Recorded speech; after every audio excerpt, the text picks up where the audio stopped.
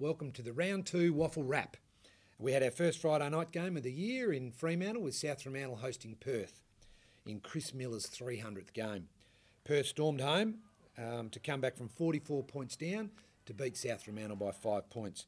Miller in his 300th game spent most of the day in the midfield, picked up 19 possessions and 8 tackles before he was chaired off by a couple of his teammates, and it was great to see that both clubs form a guard of honour.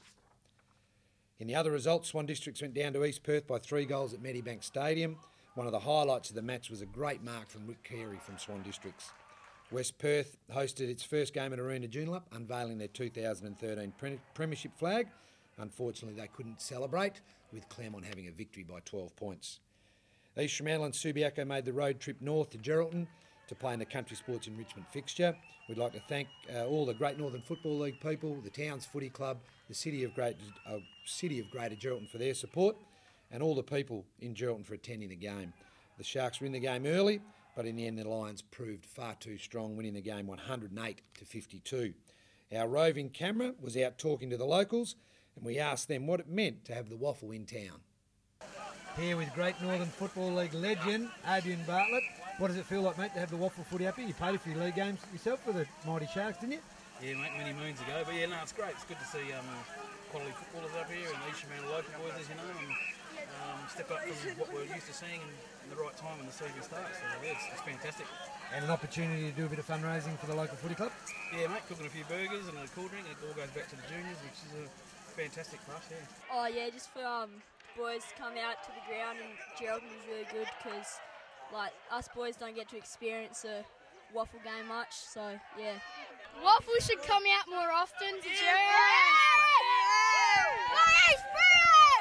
I think it's really important to have the local game of WAFL being played here in Geraldton, and obviously supports the local guys that have played for East Fremantle.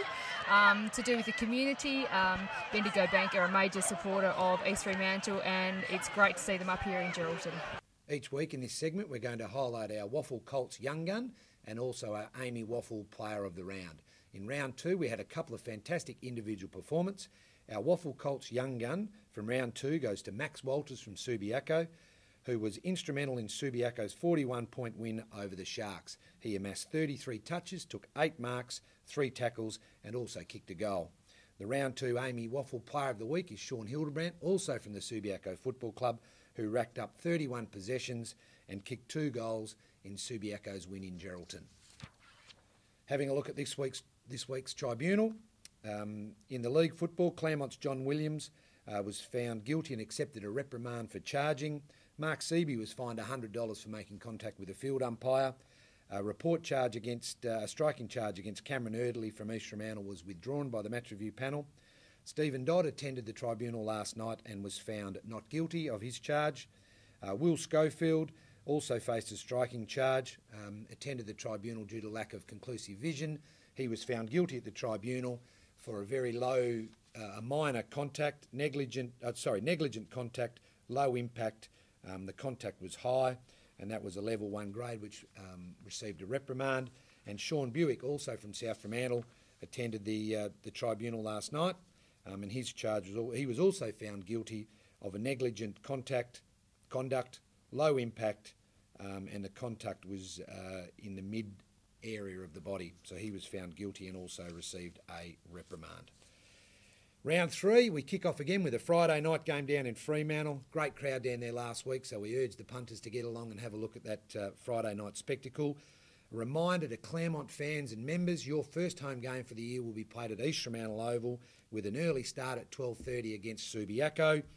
Also Saturday in our traditional 2:05 time spot up at Steel Blue Oval, we have Swan Districts and Peel. And to round out, West Perth also hosting another home game, and they're playing the Demons, who are in red hot form. So all Demon supporters, head up to Arena Joondalup for this week's action. Don't forget to follow us on the official Twitter page at WAFL Official, and join us on Facebook. Hope everyone gets out to the footy this weekend for our family-friendly action, and look forward to seeing you next week.